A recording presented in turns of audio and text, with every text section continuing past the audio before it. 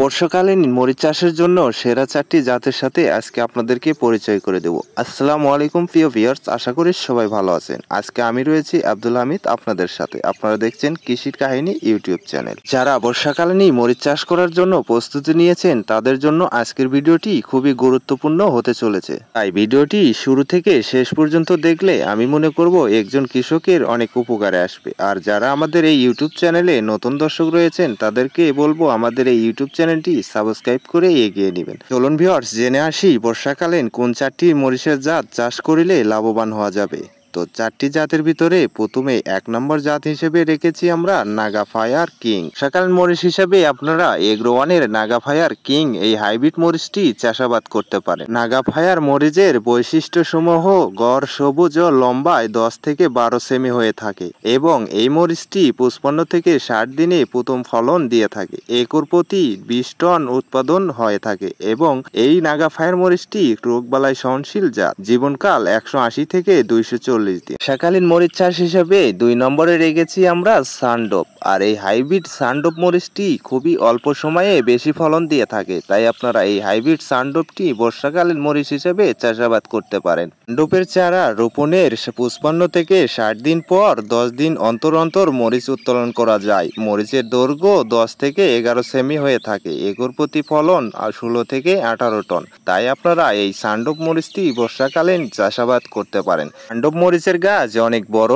এবং ঝোপালো হয়ে থাকে এবং মরিচের কালার গ্রিন হয়ে থাকে, তাই আপনারা এই বর্ষাকালীন সানডোপ মরিচ চাষাবাদ করতে পারেন। সানডোপ মরিচের অধিক ফলন হওয়ায় কৃষকরা লাভবান হতে পারবেন, তাই আপনারা এই সানডোপ মরিচ বর্ষাকালীন চাষাবাদ করতে পারেন। রোগবালাই সহনশীল এই সানডোপ মরিচটি আমাদের অঞ্চলে খুবই চলে এবং খুবই চাষাবাদ হয়ে থাকে। বর্ষাকালীন মরিচ চাষ হিসেবে 3 নম্বরে রেখেছি F1 হাইব্রিড মরিচ বিজলি প্লাস 2020। আপনারা জানেন যে বিজলি প্লাস 2020 সারা বছরই চাষাবাদ করা যায়। বিজলি প্লাস 2020 জাতটি উচ্চ তাপমাত্রা ও বৃষ্টি সহনশীল, তাই গ্রীষ্মকালে চাষ করার জন্য উপযুক্ত। এই জাতটি ভাইরাস ও ঝিমিয়ে পড়া রোগ থেকে মুক্তি দেয় এবং ব্যাকটেরিয়া উল্টো হয় না, তাই গাছ ছোট থাকতেই মরিচ ধরতে শুরু করে। 45 থেকে 50 দিনে ফসল সংগ্রহ করা যায়। বিজলি প্লাস 2020 মরিচটি সবুজ রঙে হয়ে থাকে, 8 থেকে 10 সেমি পর্যন্ত লম্বা হয়। এই বর্ষাকালীন মরিচ চাষ হিসেবে বিজলি প্লাস 2020 চাষাবাদ করতে পারেন এবং অল্প সময়ে অধিক ফলন পেতে এই বিজলি প্লাস 2020 কৃষক ভাইরা চাষাবাদ করতে পারেন এবং চাষ করলে আমি মনে করি লাভবান হতে পারবেন।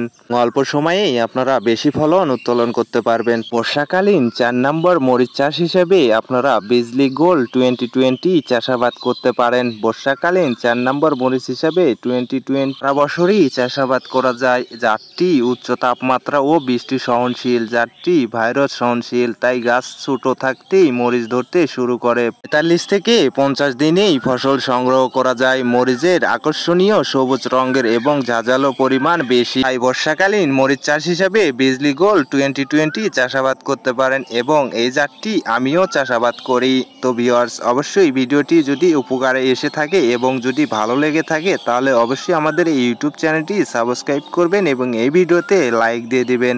তো ভিউয়ার্স, আজকের ভিডিওটি এ পর্যন্ত সবাই ভালো থাকবেন, সুস্থ থাকবেন, আমাদের এই ইউটিউব চ্যানেলের সাথেই থাকবেন।